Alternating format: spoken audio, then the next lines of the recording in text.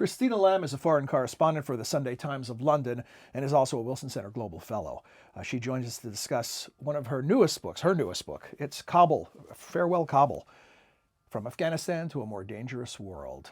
Best-selling author and known as a storyteller. Before we dive into this book, I want to ask you about your gift for storytelling. Is this something that was a purposeful skill and approach you developed, or does it come naturally? I think the very first place I went to as a foreign correspondent was Afghanistan, and the people all had the most incredible stories. So it was a way of explaining quite a complicated situation. I always try and find somebody's story to tell it through, and I don't think I've ever been anywhere as rich for storytelling as Afghanistan. You do it so well, and so many people talk about it and make it a goal, but then they fail to do it, and so it's fun to see somebody who can do it so effortlessly. And about the book, tell us about the scope of the book, the time period that it covers. Well, you can see it's a long book, and the reason for that is it's been a long war. The current war in Afghanistan, 15 years, is America's longest war. But I went to Afghanistan first time in 1988 when the Russians were still there. And I lived in Peshawar for a couple of years, travelling back and forth with the mujahidin who were fighting the Russians and ultimately drove the Russians out.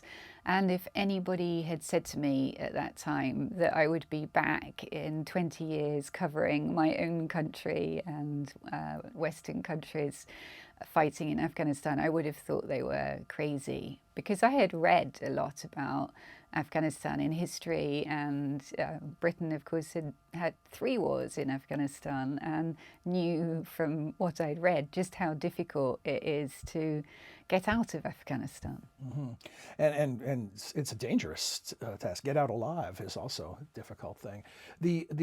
All the wars, all the time, predating your time there, obviously.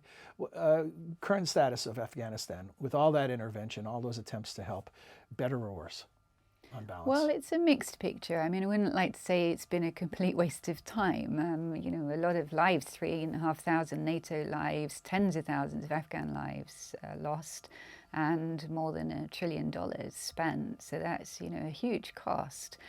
I suppose what I would argue is that for that cost we see little, but there have been changes. The health system is much better. Education, you've now got 8 or 9 million children in school compared to 1 or 2 million.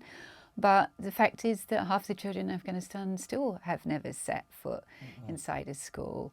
And it's an incredibly poor country still. It's by far the world's biggest producer of opium. And so, in a way, very little has been achieved. And the war for Afghans is worse than it has been at any point. More Afghans were killed over the last year than in any of the previous years. Why the failure, to the degree it is a failure? I know you've explained it's more nuanced than that, but focusing on the downside, why, with all of the investment, both in terms of money and troops and people and humanitarian aid, why have we moved the needle so little in certain areas? I think part of it was that we didn't really know what it was we were trying to achieve.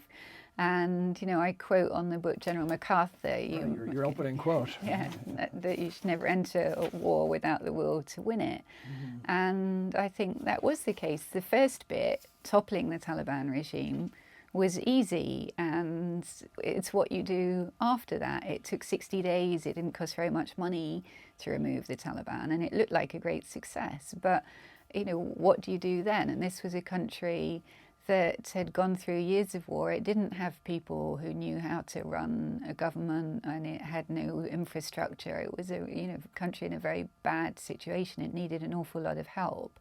And I think there was a tendency to bring in foreign consultants to do those jobs rather than actually train Afghans to do it, and also not to actually listen to the local people about what their concerns and needs were, and more to do what we thought should be done, whether it was holding elections or having gender awareness courses. These don't sound like new lessons for foreign intervention, and so you wonder why we keep repeating the same formula. Would you say it's fair to say this is more of a political failure than it is of a resources failure or a military failure? I think it's a mixture. It's frustrating to me because, I've been doing this job for 30 years. I've covered the war in Afghanistan, in Iraq, in Libya, and I see us making the same mistakes over and over again, and you just, sometimes despair.